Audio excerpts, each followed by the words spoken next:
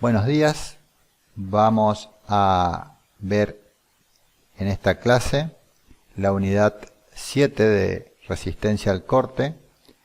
Esta unidad corresponde a la asignatura de Geotecnia de la carrera de Ingeniería Civil de la Facultad de Ingeniería de la UNE y yo soy el ingeniero Dante Bosch.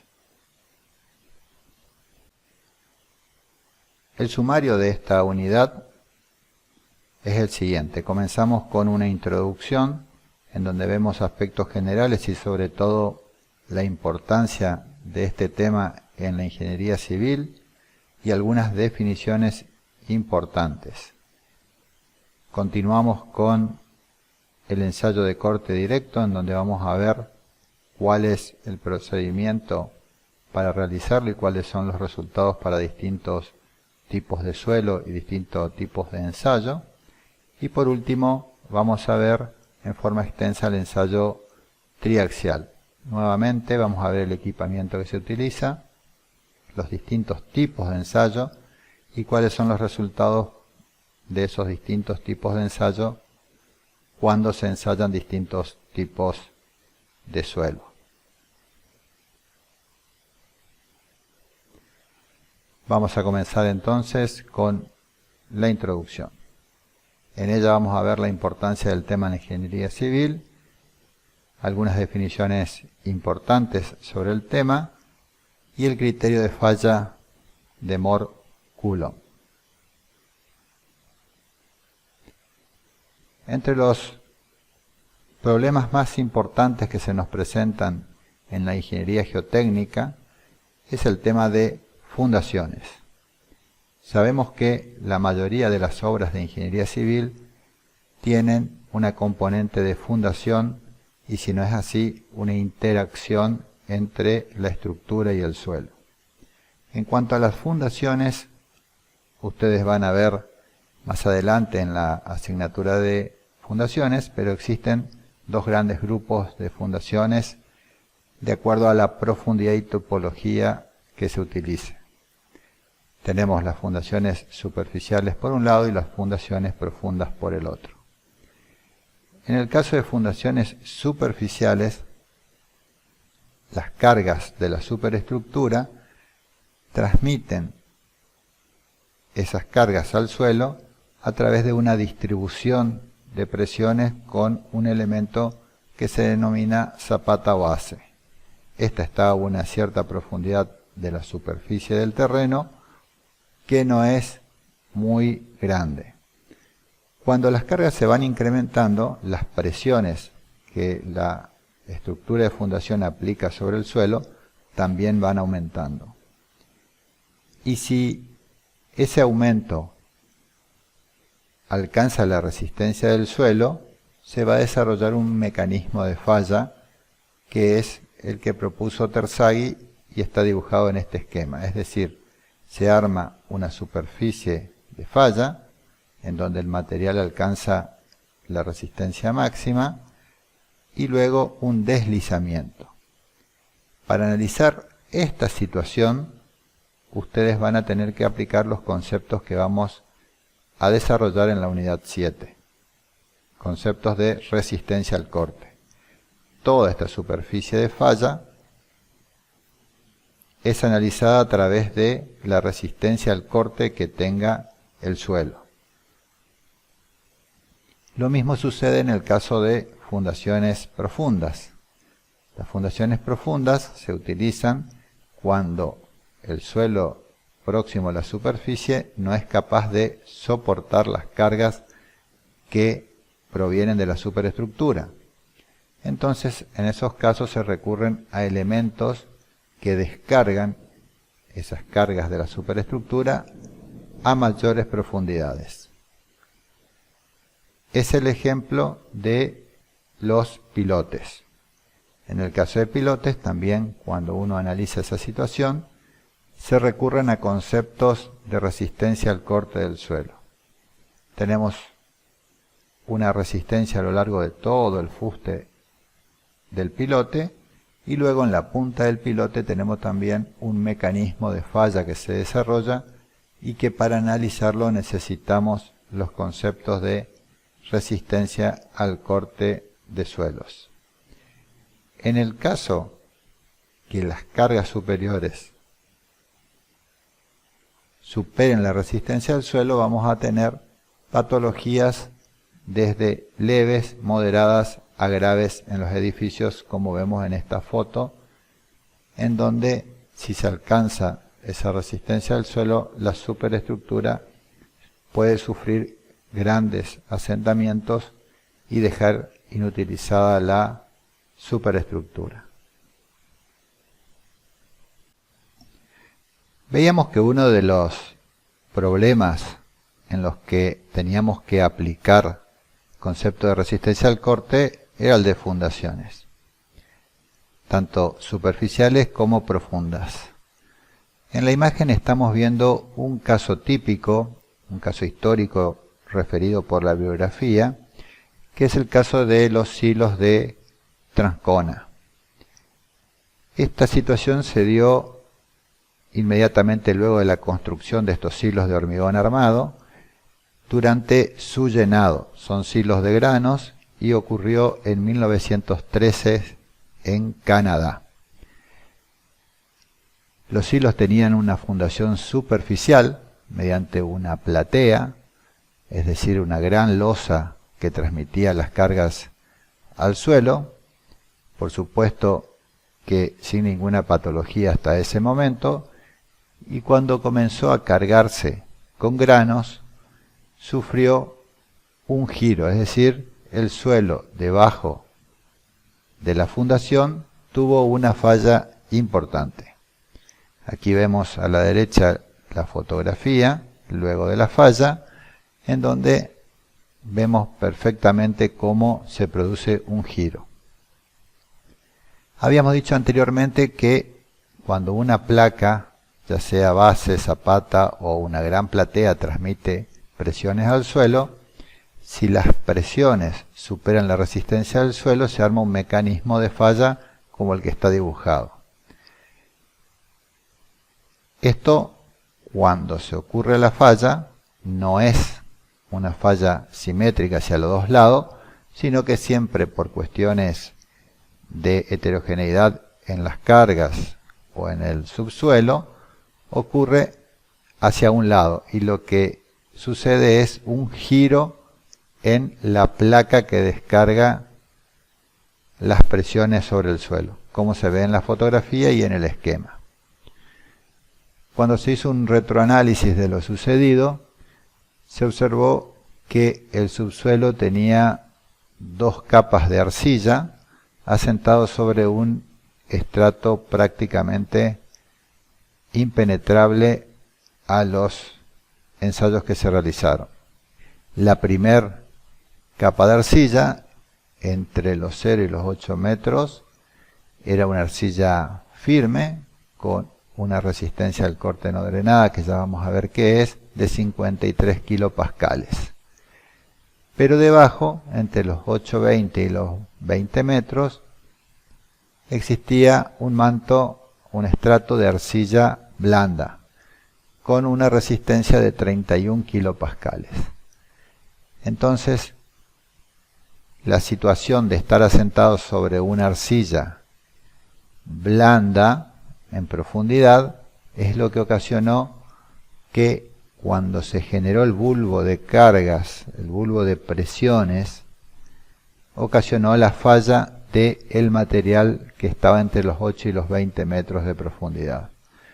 Ocurre un giro, el material se levanta a uno de los lados y la estructura falla. Bueno, este es un caso histórico que, si les interesa, en el aula virtual vamos a agregar unos links. Luego, por una obra de recalce, fue nuevamente colocada en su lugar. Por supuesto que también, como veíamos en el caso de los edificios de Santo, con grandes costos adicionales. Pero la estructura fue nuevamente puesta en funcionamiento luego de su falla. Si en el momento de analizar la situación de todo el subsuelo se hubiera tenido en cuenta la posibilidad de la falla del estrato superficial, seguramente no hubiera ocurrido esta falla que estamos relatando. Otro caso histórico bastante más reciente es el edificio de vivienda de Shanghái, que en 2009 falló y produjo el derrumbe de todo el edificio. Aquí vemos una foto como toda la obra terminó recostada sobre un lateral. Aquí vemos también otra de las fotos. Esto es un edificio que pertenecía a un complejo de edificios. El que falló fue uno solo. Cuando se analizó la situación de la falla, se observó lo siguiente. El edificio había sido construido con fundaciones, en este caso profundas, pilotes hincados, prefabricados, cilíndricos. Luego se hizo una excavación con el objetivo de construir un estacionamiento subterráneo. El suelo de la excavación fue colocado en el otro lado del edificio. Esto agregó una sobrecarga sobre este lateral y luego vino una lluvia muy importante que produjo dos situaciones. Por un lado, saturó el suelo que estaba acumulado, el suelo que fue sacado del relleno, con lo que las cargas aumentaron, y por el otro ocasionaron una erosión, una socavación debajo del edificio. Esto fue evolucionando, hizo que se generara un plano de falla que iba desde el acopio de material de relleno hasta el pie de la excavación. Estas solicitaciones fueron tan importantes que produjeron el corte de los pilotes y luego la consecuente caída del edificio. Es decir, originalmente el edificio fue bien diseñado, las fundaciones fueron bien construidas, diseñadas, pero luego un problema constructivo agravado por una situación meteorológica ocasionó la caída del edificio. Es por eso que tenemos que tener en cuenta no solo la etapa constructiva del edificio, sino todas las situaciones que puedan darse en torno a la obra para no sufrir este tipo de situaciones. Otro problema en donde los conceptos de resistencia al corte son muy importantes de tenerlo en cuenta y analizarlos es con los problemas de licuefacción. La licuefacción es un problema que se da en suelos granulares, arenas gruesas, finas, limos gruesos, y se dan cuando existen cargas dinámicas muy importantes como pueden ser la de un sismo. En estas tres secuencias vamos a ver cuál es el proceso de la licuefacción. Tenemos una situación inicial donde tenemos un estrato de suelo granular con baja densidad, es decir, una compacidad relativa baja. El material se encuentra saturado. Este material puede estar en superficie o debajo de alguna capa de otro material diferente, por ejemplo de una capa de arcilla. En el momento que ocurren las cargas dinámicas, por ejemplo un sismo, eso produce una elevación en las presiones de poro del agua, y como las cargas totales, las presiones totales no varían, al aumentar las poropresiones disminuyen las presiones efectivas. En algunos casos esta disminución pueden alcanzar el valor de 0. Concretamente el suelo al reducir sus presiones efectivas a cero, no es capaz el suelo de soportar ninguna carga. Entonces, en esta situación se producen los asentamientos si hubiera estructuras asentadas sobre este material. Luego que el sismo pasa, el material granular se reacomoda en una nueva estructura más densa que la original, es decir, con una compacidad relativa mayor. Pero el fenómeno ocasiona grandes problemas en superficie si existieran estructuras asentadas. Como desde la situación inicial a la final hubo una reducción en la relación de vacíos y el suelo estaba saturado, esto quiere decir que el material debe expulsar agua. Esto normalmente lo hace abriendo caminos hacia la superficie, y en estos fenómenos lo que se observa en superficie es agua brotando, que es el agua que está migrando de la estructura granular hacia la superficie. En estos tres esquemas inferiores vemos la secuencia del fenómeno, pero analizando las tensiones. Tenemos este indicador que son las tensiones totales. Decimos que las tensiones totales no varían en todo el proceso. Y tenemos, con este indicador, vemos las tensiones efectivas, y con este indicador las poropresiones. Tenemos una situación inicial con un material granular de baja compacidad, es decir, poco denso. El momento en que existen las cargas dinámicas, las cargas de sismo, las poropresiones se elevan. Aquí vemos en este tubito cómo las poropresiones se elevan. Como las presiones totales no varían, si se elevan las poropresiones, las presiones efectivas bajan. Y como decíamos, en algunos casos esto alcanza el valor de 0. Es el momento en que este suelo es prácticamente un líquido y no puede soportar ninguna presión externa. Si hubiera una superestructura, un edificio asentado sobre este suelo, colapsaría. En el tercer caso, cuando cesan las acciones dinámicas, la estructura del suelo se reacomoda en una estructura más densa, las poropresiones vuelven a la situación inicial y las presiones efectivas vuelven a la situación inicial. Entonces, el problema se da en el momento en que ocurren las cargas dinámicas y las presiones efectivas del suelo se anulan, y en ese momento es cuando las estructuras colapsan.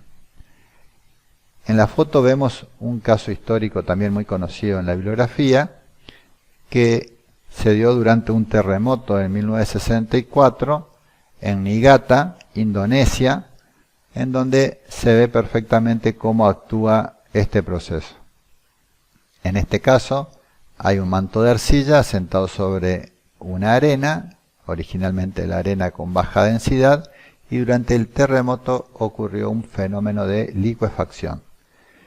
Fíjense cómo hay edificios que realmente se derrumbaron hacia el costado, otros perdieron la verticalidad, pero todos sufrieron patologías muy importantes que seguramente tuvieron que ser reconstruidos.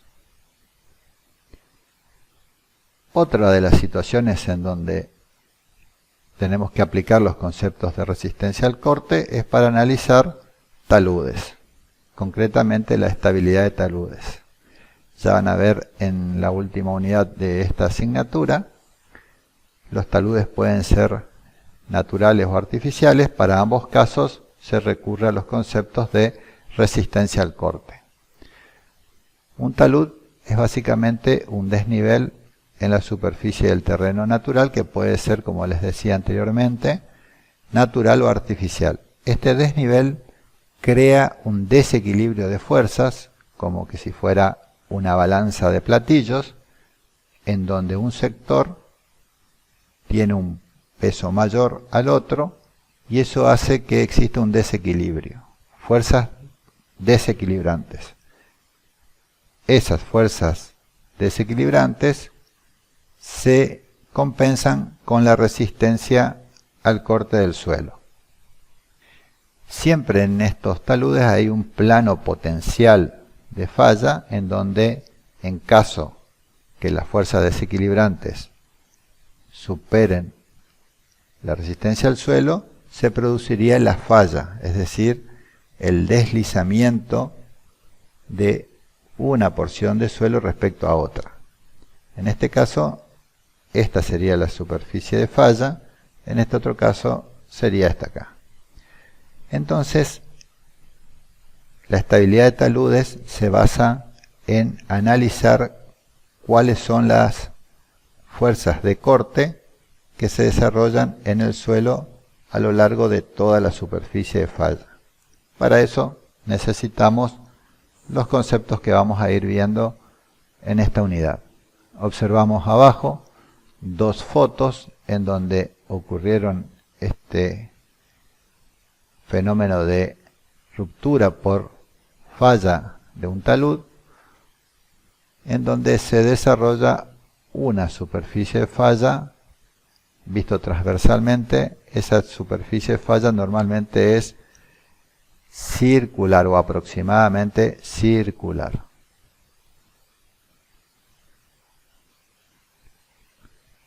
Otra situación en la que se recurre a los conceptos de resistencia al corte es para analizar la estabilidad de estructuras de contención.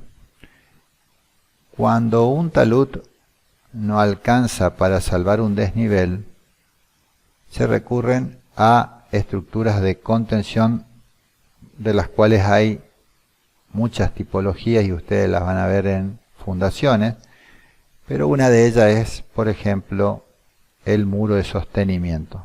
Un muro dimensionado a los efectos de soportar el empuje del suelo que está conteniendo a uno de sus lados.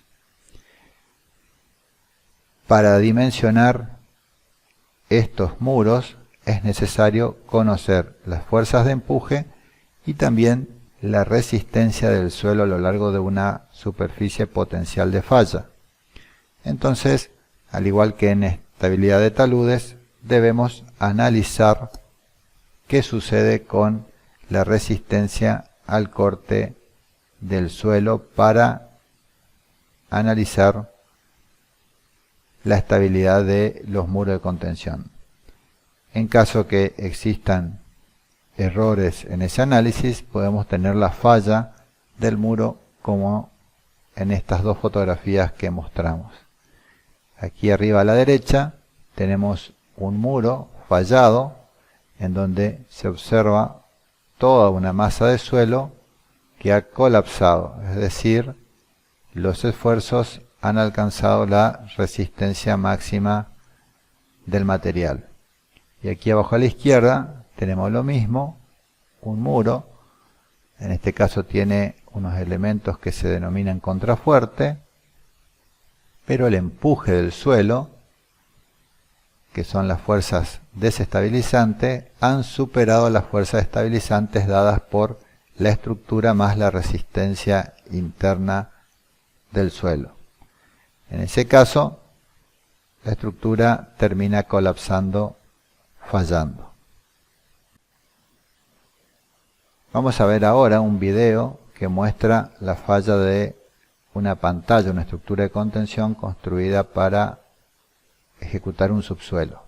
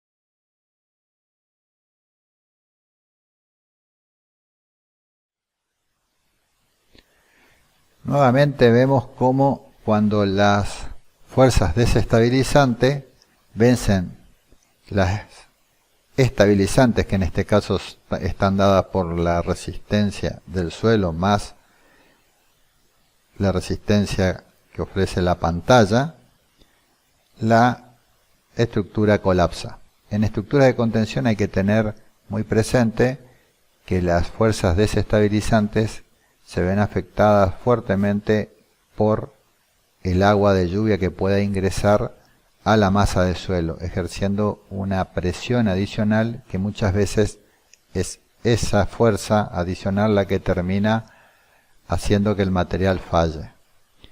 Este tipo de pantallas que estábamos viendo se construyen con pilotes que se construyen uno al lado del otro en forma secante o tangente.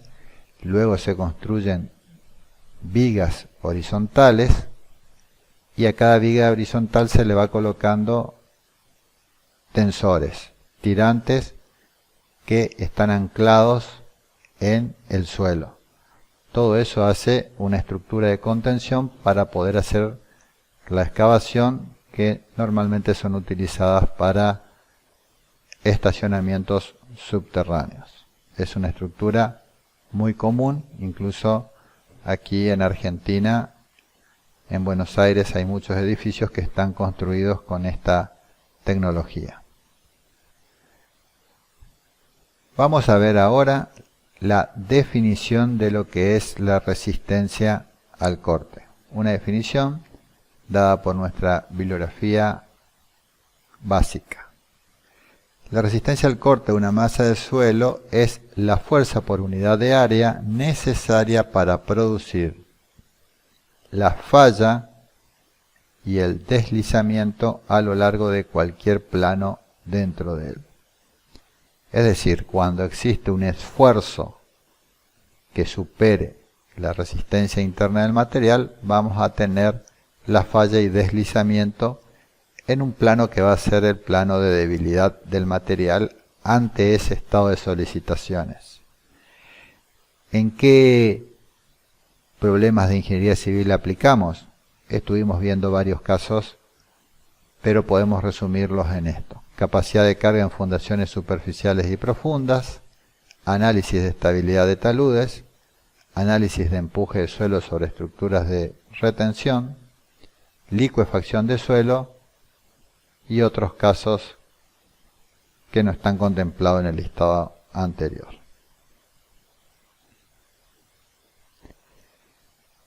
Vamos a ver ahora la teoría de Mohr. Recordando de lo que ustedes estuvieron viendo en estabilidad, Mohr en 1900 propone una teoría sobre la ruptura de materiales en forma general, donde dice que un material falla debido a una combinación crítica de un esfuerzo normal y un esfuerzo cortante sobre un plano. Es decir, hay que resaltar que habla de una combinación crítica entre dos esfuerzos, el esfuerzo normal y el esfuerzo cortante o tangencial a un plano. La relación funcional entre esos dos esfuerzos en el plano de falla se expresa en forma genérica con esta ecuación. Es decir, el tau de falla es una función del esfuerzo normal a ese plano de falla. Entonces, tau F, esfuerzo cortante sobre el plano de falla, sigma, esfuerzo normal en el plano de falla. Esta relación funcional es una línea curva. Es decir, si representamos esta ecuación, esta relación funcional en un par de ejes sigma tau de falla, va a ser una línea curva. Vamos a ver el criterio de falla de Mohr-Coulomb. Anteriormente habíamos visto que Mohr decía que el material rompía por una combinación crítica entre sigma y tau, y esa combinación crítica, representada en el par de ejes cartesianos, sigma en abscisas y tau en ordenadas, da como resultado una línea curva, con una curvatura suave. Coulomb lo que hace posteriormente es modificar esta teoría de Moore y, dado que la curvatura de esa función es suave, asimilarlo a una recta. Entonces se simplifica muchísimo, ya que la ecuación de esa función va a ser una recta y no la de una línea curva. Entonces queda expresada ese criterio de falla Moore-Coulomb por la ecuación de una recta. Tau f, el eje y, es el tau de falla, igual a c, que es la ordenada al origen de la recta, y se denomina cohesión o intercepto cohesivo en suelos, más sigma, que es la presión normal sobre el plano de falla y matemáticamente es la variable independiente, que está en el eje X, por la pendiente de la línea recta, que es la tangente de phi. Phi se denomina en suelos ángulo de fricción interna. Entonces esa es la función recta del criterio de falla de Moore-Coulomb. Para poder conocer cuál es el tau de falla en un plano, tenemos que conocer c y phi, ya que sigma es un valor con el cual nosotros ingresamos en la función. C, cohesión o intercepto cohesivo, y phi, ángulo de fricción interna. Se dice que C y phi son los parámetros de resistencia al corte. Conociendo en una masa de suelo los valores de C y phi, vamos a poder obtener el tau de falla para un sigma determinado. Esta función, definida de esta forma, se la denomina envolvente de falla. Esta envolvente de falla nos representa una división del espacio sigma tau. Vamos a suponer que sobre un plano actúa un determinado sigma, cuyo esfuerzo tau vamos aumentando. Vamos aumentando hasta alcanzar un punto tal como el A. En esta situación, para esa combinación de sigma y tau, dado por el punto A, vamos a tener que el material está en equilibrio lejos de la ruptura. Si continuamos aumentando el esfuerzo tau, vamos a llegar a la envolvente de falla y nos representa un punto que está en equilibrio límite. Es decir, la combinación sigma-tau está en la falla del material.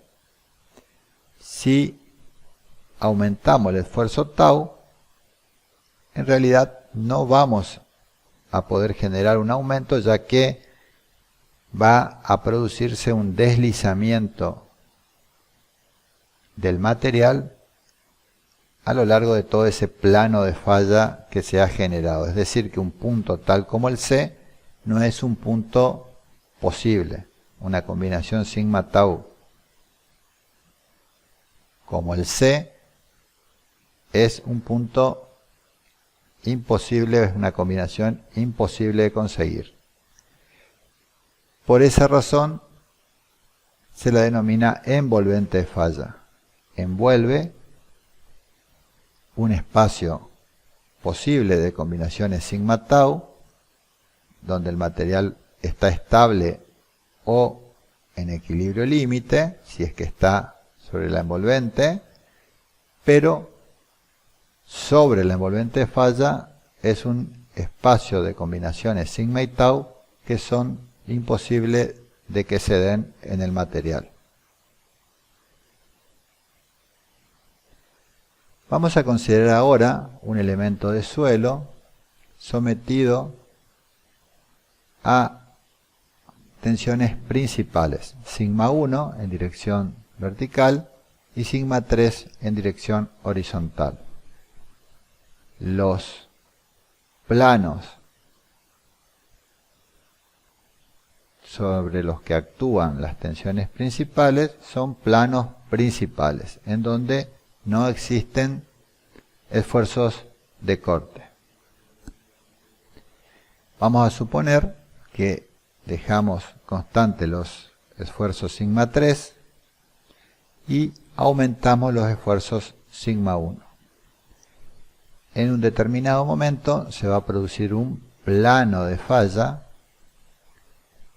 que es el EF, con una inclinación θ sobre el plano principal mayor, o el plano principal donde actúa la tensión principal mayor.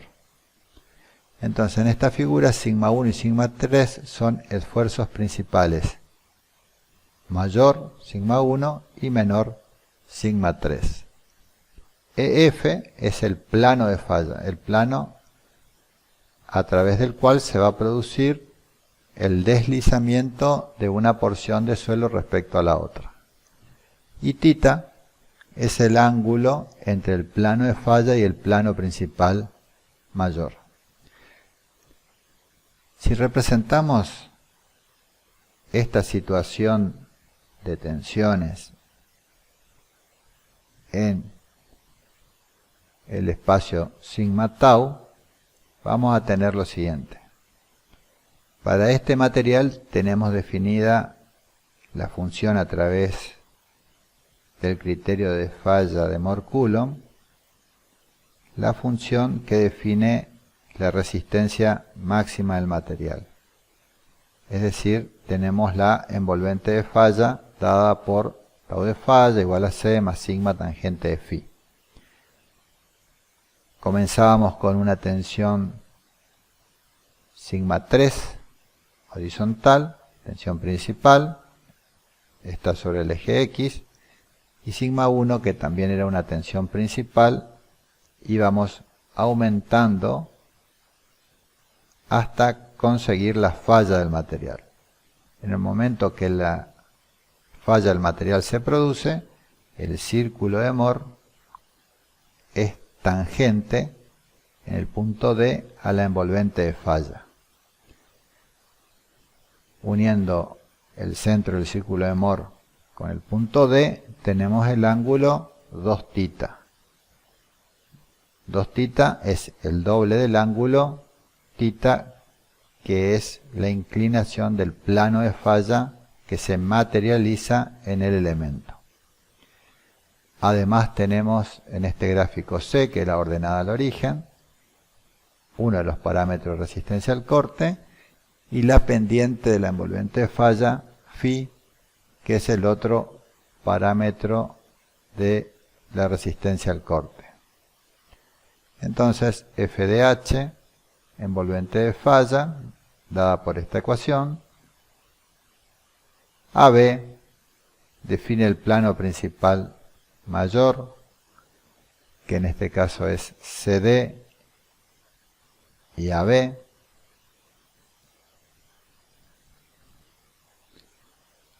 AD define el plano de falla EF,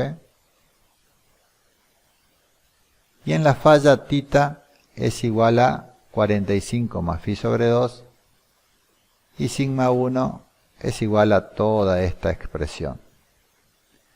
Todos estos son conceptos que vienen de resistencia de materiales, que ustedes ya lo vieron en estabilidad. Todos esos conceptos son aplicables cuando analizamos resistencia al corte de suelos.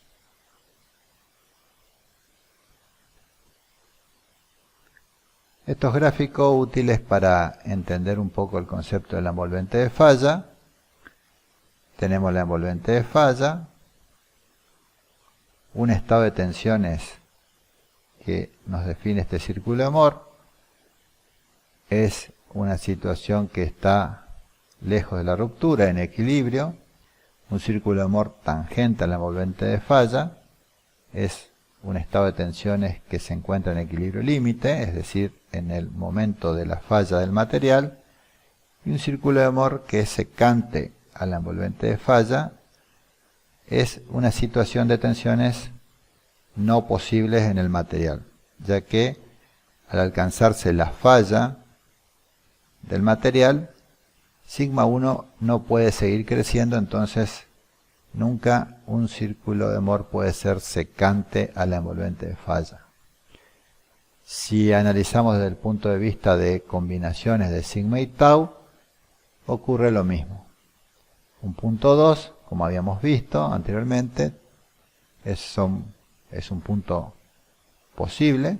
Todos los puntos que estén por debajo de la envolvente de falla son estados posibles, estados en equilibrio. Los puntos tal como el 1, los que se encuentran sobre la envolvente de falla, son puntos de equilibrio límite, está en la falla inminente del material, y puntos tales como el 3 son estados imposibles. Repetimos que de ahí el nombre de envolvente de falla. Envuelve un espacio posible de combinaciones de sigma y tau. Vamos a ver ahora estos criterios generales de ruptura y de falla en suelos. Y vamos a comenzar a ver en suelos saturados. Teníamos una expresión general donde tau era función de sigma. En el caso de suelos y especialmente en suelos saturados tenemos que considerar el efecto que tienen las poropresiones sobre la resistencia del suelo. Recordamos la ecuación general que nos decía que las presiones totales son igual a las presiones efectivas más las poropresiones. De aquí despejamos y tenemos que las presiones efectivas son igual a las presiones totales menos las poropresiones. Si ahora nos vamos al criterio de falla de Mohr-Coulomb, tenemos que tener en cuenta que la presión normal sobre el plano de falla va a ser la presión efectiva, es decir, la presión normal que se da entre grano y grano, que se da a través de la estructura del suelo. Entonces nuestra ecuación va a quedar tau de falla igual a C más sigma menos U por tangente de phi prima. Ahora vamos a ver por qué ponemos prima. Entonces tau de falla igual a C más, reemplazamos sigma menos U por sigma prima, que es la tensión normal efectiva sobre el plano de falla. Y al hablar de presión normal efectiva, nuestro phi también lo vamos a expresar en ángulo de fricción interna efectivo. Entonces le colocamos prima.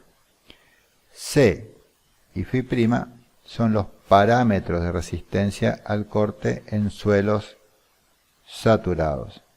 C, denominada cohesión o intercepto cohesivo. Y en arenas, limos y arcillas normalmente consolidadas, C tiene un valor igual a 0. En el caso de arcillas preconsolidadas, C tiene un valor mayor a 0.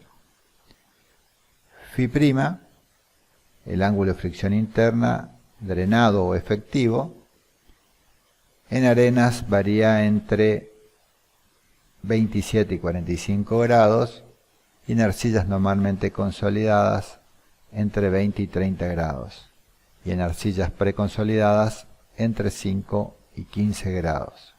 Estos son valores típicos de C y phi para suelos saturados, ya sean arcillosos, limosos o arenosos. Decíamos anteriormente que de esta ecuación que define el criterio de falla de Mohr-Coulomb,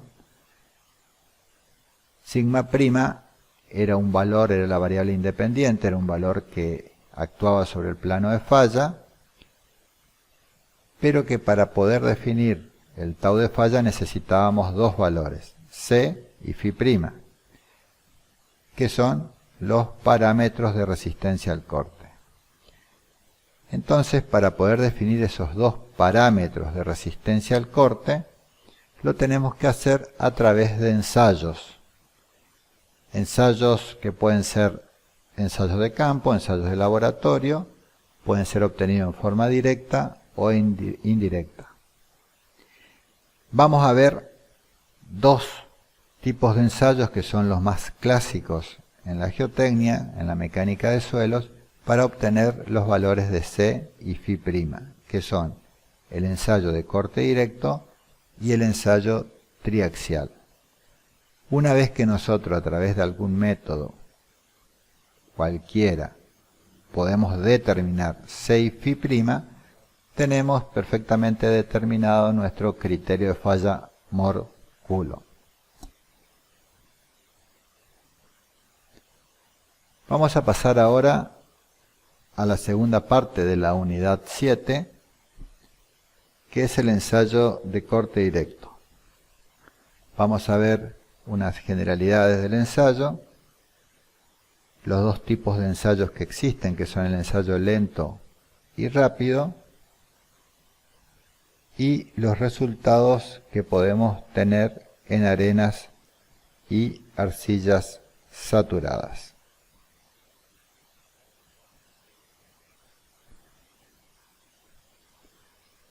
Vamos a ver las generalidades del ensayo de corte directo, que consiste en someter una probeta de suelo a un corte sobre un plano potencial de falla.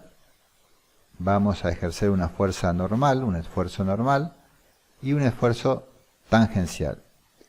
Para eso colocamos la probeta de suelo en una caja metálica partida. Esa división en la caja de falla va a determinar el plano de falla. La carga normal se la aplica a través de una placa rígida, entonces se distribuye uniformemente sobre toda la probeta, y la caja de corte, al estar dividida, una parte es deslizada sobre la otra. Eso va a generar tensiones de corte en el plano potencial de falla, que finalmente, al vencerse la resistencia del suelo, va a producir el deslizamiento de una parte del suelo respecto a la otra.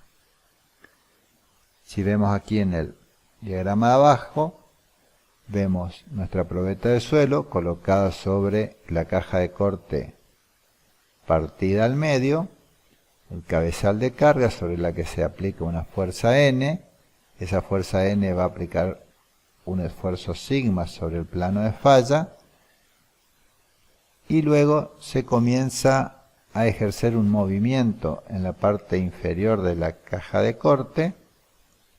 Va a ir provocando esfuerzos de corte sobre el plano potencial de falla, hasta que, al vencer la resistencia del suelo, se va a deslizar una parte con respecto a la otra. Se aplica la fuerza normal, la fuerza tangencial se mide ante un movimiento constante, con una velocidad constante.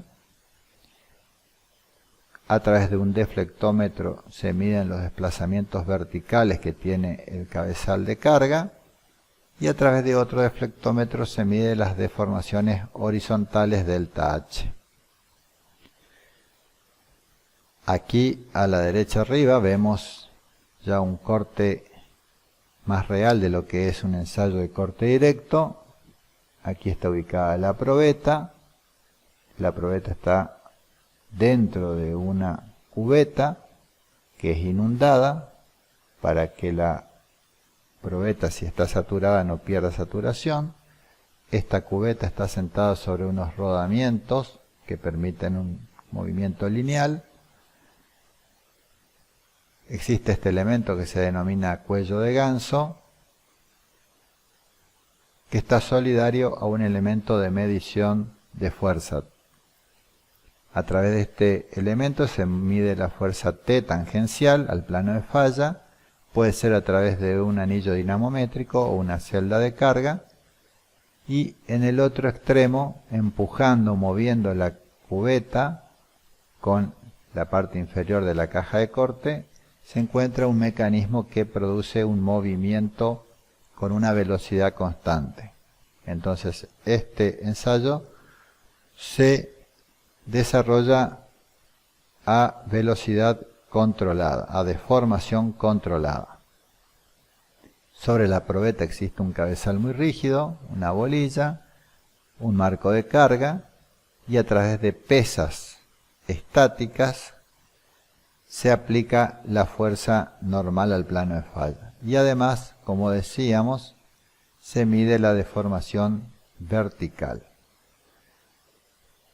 Esto es un esquema más general. Aquí está la cubeta, el elemento que produce el movimiento constante, el cuello de ganso, el anillo dinamométrico, que puede ser reemplazado por una celda de carga, el extensómetro que mide la deformación vertical y las pesas que aplican la fuerza normal al plano de falla. En esta imagen observamos algunas fotografías de un equipo. Vemos la cubeta, aquí adentro se llega a ver el cabezal de carga, la bolilla, el marco de carga. A través de un brazo de palanca se aplican a través de pesas la fuerza normal sobre la probeta. Un medidor de deformaciones verticales, en este caso un LVDT, que mide en forma electrónica esas deformaciones. El anillo dinamométrico, que mide las fuerzas tau sobre el plano de falla, que después los convertimos en esfuerzos tangenciales. Y un medidor de deformación horizontal, también a través de otro LVDT. Una ampliación de esa zona, donde vemos todos los elementos, el cabezal de carga, medidor de deformación vertical, medidor de deformación horizontal, medidor de fuerza tangencial.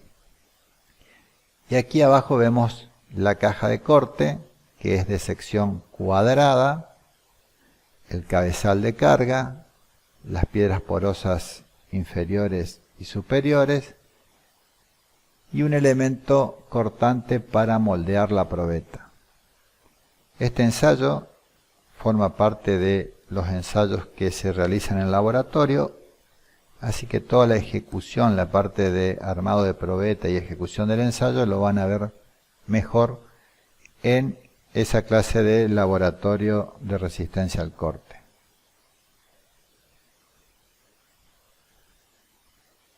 ¿Cómo se ejecuta el ensayo de corte directo? El ensayo tiene dos etapas. En la primera etapa se aplica la presión normal sobre el plano de falla sigma, es decir, se colocan las pesas, estas pesas a través del brazo de palanca y este marco de carga aplica la fuerza normal que se traduce en un esfuerzo normal sobre el plano de falla, y esa parte constituye la primera etapa del ensayo. Esta etapa dura el tiempo que sea necesario para disipar el exceso de poropresiones que se producen. Si el material es una arena, esa disipación se hace en forma instantánea, y en el caso que sea una arcilla, va a producirse en la probeta un proceso de consolidación, es decir, que vamos a necesitar 24 horas para que el exceso de poropresiones debido a la aplicación de esa fuerza normal se disipe completamente y ese esfuerzo aplicado se transforme en presiones efectivas. En la segunda etapa del ensayo es la aplicación de la tensión tangencial, es decir, en esta etapa, a través de este elemento que aplica un movimiento constante sobre la cubeta y la parte inferior de la caja de corte, se va a producir sobre el plano de falla los esfuerzos cortantes. Esos esfuerzos cortantes van a arrancar con un valor de 0 y van a llegar a un valor máximo cuando se produzca la falla del material y son medidos en el anillo dinamométrico. Además, en todo momento se registran los movimientos verticales y horizontales de la probeta. La velocidad con que se aplica la deformación de la parte inferior de la caja de corte puede ser rápida o lenta. De ahí los dos tipos de ensayos que podemos ejecutar, que son el ensayo lento o el ensayo rápido. De acuerdo a la velocidad con que apliquemos la deformación de la caja de corte, vamos a tener distintos resultados, distintos tipos de ensayos en función al material que estemos ensayando. Por un lado podemos tener materiales muy drenantes como la arena o materiales muy poco drenantes como la arcilla. Si el material que estamos ensayando es una arena, puede ser seca o saturada, el resultado no varía. Cuando el ensayo es ejecutado en forma lenta, el ensayo se produce en forma drenada, es decir, no se producen exceso de poropresiones. Si no producimos exceso en las presiones de poro, el exceso de poropresiones se mantiene en 0, quiere decir que todas las presiones dentro de la probeta son presiones efectivas. Si sobre una arena ejecutamos un ensayo rápido, también va a ser un ensayo drenado porque el material es muy drenante. Entonces, la velocidad no nos afecta y en este caso el ensayo también se produce en presiones efectivas. Ahora bien, si estamos ejecutando ensayos sobre materiales poco drenantes como las arcillas, en este caso hablamos de arcillas saturadas, la velocidad con que deformamos la caja de corte sí va a tener diferentes respuestas en el suelo. Primero vamos a ver si lo ejecutamos en forma lenta, tan lenta como para que no se produzcan exceso de poropresiones, es decir, los delta U se mantienen en 0, va a ser un ensayo drenado, al igual que en el caso de la arena. No se van a desarrollar exceso de poropresiones, por lo tanto, las presiones que actúen en la probeta van a ser presiones efectivas. Por el contrario, si el ensayo se ejecuta en forma rápida, en ese caso sí, la velocidad de deformación de la caja de corte no va a dar tiempo a la disipación de las presiones de poros, se van a desarrollar presiones de poro que no van a ser disipadas y entonces las presiones dentro de la estructura del suelo no van a ser presiones efectivas, sino que van a ser una combinación entre presiones efectivas y poropresiones. Se dice entonces que en ese caso el ensayo se desarrolla en presiones totales.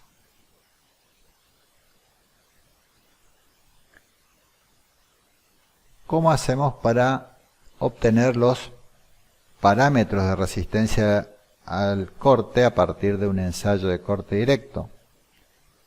Para ello necesitamos obtener la envolvente de falla y a través de la envolvente de falla obtener esos parámetros que son C y Φ. Para ello necesitamos al menos 3 puntos para definir la recta que es nuestra envolvente de falla. Es decir, 3 pares sigma tau de falla. Es decir, necesitamos ejecutar 3 ensayos de corte directo con diferentes valores de sigma.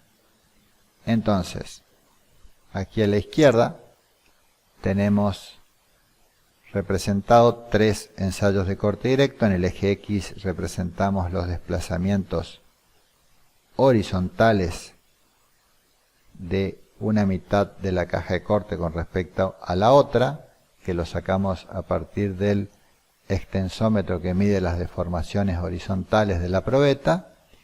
Y en el eje Y tenemos las tensiones tangenciales que las medimos a través del anillo dinamométrico o celda de carga que tengamos en nuestro equipo. Vamos a suponer que ejecutamos un primer ensayo con una presión normal baja. A medida que las deformaciones vayan aumentando, va a ir aumentando las tensiones hasta alcanzar un valor máximo. Para una determinada deformación vamos a alcanzar un tau máximo que vamos a llamar tau de falla. Aquí el material puede quedar con una tensión de corte constante o puede decrecer. Eso vamos a verlo más adelante y depende del tipo de material que estemos ensayando. Como este tau de falla pertenece a nuestro primer ensayo, le vamos a llamar tau F1. Ejecutamos un segundo ensayo de corte. A medida que aumentan las deformaciones, aumentan las tensiones, hasta llegar a un valor máximo. Nuevamente, en este caso vamos a denominarlo tau F2. Ejecutamos un tercer ensayo con una presión normal mayor y vamos a tener una tercer curva con un tau de falla 3 para nuestro tercer ensayo, que fuimos variando entre cada ensayo únicamente el esfuerzo normal aplicado sobre el plano de falla. Sigma N1' son fuerzas normales efectivas, ya que en el caso de la arena lo son siempre, y en el caso de arcillas dijimos que deberíamos esperar 24 horas. Sigma' N2 y sigma' N3. Vemos que a medida que aumenta la presión normal sobre el plano de falla, tau de falla va aumentando y el módulo, es decir, la pendiente de la curva tensión-deformación, también va aumentando. De este gráfico consideramos los sigma' aplicado y los tau de falla alcanzados. Llevamos esos puntos a un par de ejes sigma tau. Para el primer ensayo tenemos sigma' N1 que alcanzó un tau de falla 1 y tenemos el punto 1. Para el segundo ensayo aplicamos sigma' N2 y alcanzamos un tau F máximo, tau F2. Con eso tenemos el punto 2. Para el tercer ensayo, sigma' N3 y alcanzamos un tau de falla 3. Con ese par de valores definimos el punto 3. Entonces tenemos 3 puntos en los cuales el material se encontraba en equilibrio límite, porque en los 3 casos alcanzamos la falla del material. Por lo tanto, sabemos que esos 3 puntos pertenecen a la envolvente de falla. Lo que hacemos ahora, ajustamos una recta por esa nube de 3 puntos y esa va a ser nuestra envolvente de falla.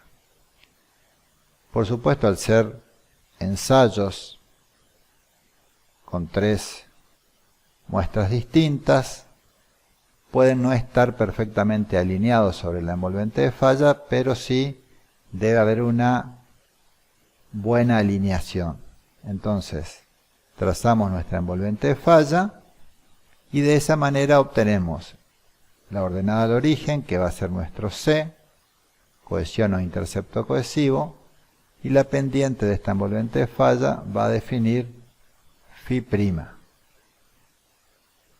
Prima porque todas nuestras tensiones normales son tensiones efectivas. Y de esa forma definimos los dos parámetros de resistencia al corte que queríamos encontrar a través del ensayo de corte directo, que son C y Φ'. En arcillas preconsolidadas, la ecuación va a quedar definida por tau de falla igual a C más sigma prima tangente de Φ'. Y como habíamos visto anteriormente, en el caso de arenas, limos y arcillas normalmente consolidadas, el intercepto cohesivo va a ser igual a 0, por lo tanto nuestra ecuación de envolvente de falla va a quedar reducida a la expresión tau de falla igual a sigma prima por tangente de Φ'. Es decir, en arcillas preconsolidadas vamos a tener intercepto cohesivo y en los otros casos no. Bueno, vamos a ver ahora algunos resultados particulares que tenemos en distintos tipos de materiales. Vamos a comenzar por arenas. En arenas los resultados podemos dividirlos en dos según se trate de arenas en estado suelto o arenas densas.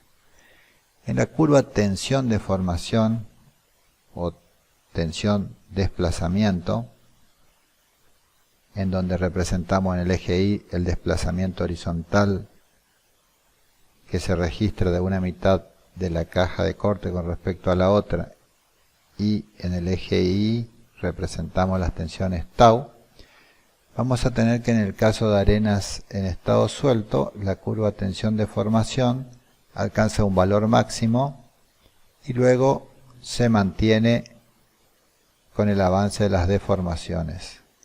En cambio, cuando la arena está en estado denso, alcanza un valor máximo y luego decrece.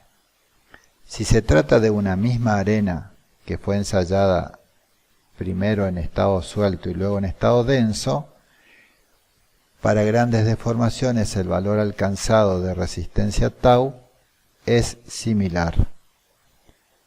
Observamos también que en la arena densa alcanza un valor máximo mayor que para las arenas sueltas y que el módulo inicial es mayor para arenas densas que para arenas sueltas. Si analizamos los desplazamientos con los cambios volumétricos que experimenta la probeta, que lo podemos obtener a partir de la deformación vertical de la probeta, vemos que para arenas sueltas existe una reducción de volumen, dado por esta línea llena, y para una arena densa, primero existe una pequeña disminución de volumen y luego una expansión, es decir, un aumento de volumen, dado por esta curva en líneas de punto. Si de la curva tensiones tau, desplazamiento, representamos los valores máximos, los tau de falla máximos, tanto para arenas sueltas como para arena densa, vamos a tener, en cuanto a envolvente de falla, dos envolventes de fallas diferentes. Si representamos todos los valores de pico, nuestra envolvente falla va a ser una tal como esta en líneas llenas, con un valor alto de φ', y si representamos los tau de falla para el estado a grandes deformaciones, que es similar que para el que se registra en arenas sueltas, vamos a obtener una envolvente de falla representada en este gráfico por la línea de puntos y un φ mucho menor que el anterior. En ambos casos, la envolvente de falla pasa por el origen, es decir, que nuestra ecuación C va a ser igual a 0 y con eso vamos a tener que tau de falla es directamente sigma prima por tangente de φ'. Estos son los resultados que se pueden obtener en arenas, ya sean en estado suelto o en estado denso. Vamos a ver ahora qué resultados obtenemos en arcillas saturadas. En un caso similar a lo que ocurría con las arenas, en este caso de arcillas podemos tener dos comportamientos distintos según se traten de arcillas normalmente consolidadas o preconsolidadas. Las arcillas preconsolidadas en la curva esfuerzo tangencial desplazamiento horizontal experimenta también un valor máximo y luego un decrecimiento en el valor de tau, es decir, un comportamiento de pico, y no está representado en este gráfico, pero si fuese una arcilla normalmente consolidada, sería una curva similar a la arena suelta, es decir, la curva tensión-desplazamiento alcanza un valor máximo que luego se mantiene sin presentar un valor de pico. En cuanto a envolvente de falla, tenemos que las arcillas normalmente consolidadas presentan una pendiente φ' y pasan por el origen, es decir, el valor de C de intercepto cohesivo es igual a 0. Nuestra ecuación queda reducida sin el valor de intercepto cohesivo. En el caso de arcillas preconsolidadas, tienen una inclinación φ y tienen una ordenada al origen C. Es decir, C es distinto de 0, por lo tanto, nuestra ecuación queda completa. Tau de falla igual a C más sigma prima tangente de φ. Aquí están las dos ecuaciones según sea el caso de arcillas preconsolidadas o normalmente consolidadas. Estos son los resultados posibles de obtener para arcillas saturadas, ya sean preconsolidadas o normalmente consolidadas. Finalmente, para el ensayo de corte directo vamos a realizar unos comentarios finales según sea el tipo de material que estamos ensayando.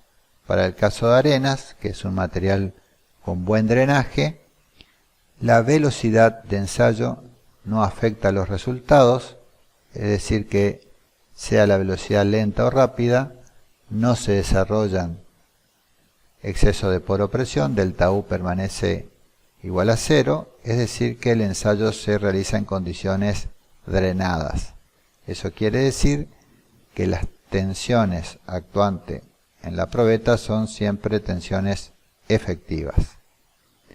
En cuanto a la curva o al comportamiento tensión-desplazamiento, vamos a tener que, en el caso de las arenas densas, va a presentar un comportamiento de pico, es decir, un valor máximo y luego un decrecimiento en la curva, y en las arenas sueltas va a ser un comportamiento sin pico, alcanzando un valor máximo, el cual se mantiene constante como vimos anteriormente.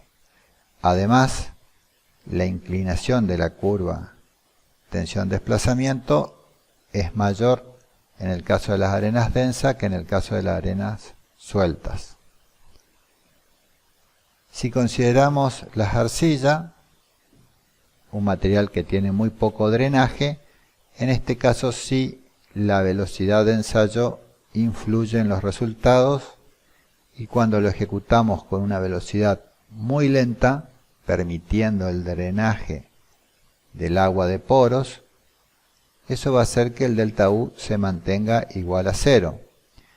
Entonces vamos a estar en un caso similar al caso drenado de arenas. Es un ensayo que se ejecuta en condiciones drenadas y las tensiones también van a ser tensiones efectivas. Ahora bien, si en arcillas ejecutamos el ensayo en forma rápida, sin darle posibilidad al agua a que drene, entonces vamos a producir un exceso en la presión de agua, un exceso de poropresión. Delta U no va a ser igual a 0. Eso quiere decir que el ensayo se va a hacer en condiciones no drenadas y las tensiones van a ser simplemente tensiones totales. Va a ser una suma con valores no conocidos entre tensiones efectivas y presiones de poro. En cuanto al comportamiento tensión-desplazamiento, vamos a tener que para arcillas preconsolidadas se va a producir un comportamiento de pico y el intercepto cohesivo va a ser mayor a 0. Y para arcillas normalmente consolidadas, la curva tensión-desplazamiento va a alcanzar un valor máximo y se va a mantener constante sin experimentar un comportamiento de pico. Y en la envolvente de falla, C va a ser igual a 0. Podemos asociar en cuanto a al comportamiento tensión-desplazamiento que las arcillas preconsolidadas y las arenas densas son similares en cuanto a que tienen un comportamiento de pico, y las arcillas normalmente consolidadas y las arenas sueltas se asemejan al no presentar comportamiento de pico. Hasta acá llegamos con el ensayo de corte directo, con el objetivo de obtener los parámetros de resistencia C y Φ, que van a poder definir el criterio de ruptura Mohr-Coulomb, y con eso nosotros resolveríamos problemas relacionados a la resistencia al corte de suelo. A continuación vamos a ver cómo podemos obtener esos mismos parámetros utilizando el ensayo triaxial. Esa parte de la unidad 7 la vamos a ver en un próximo video explicativo.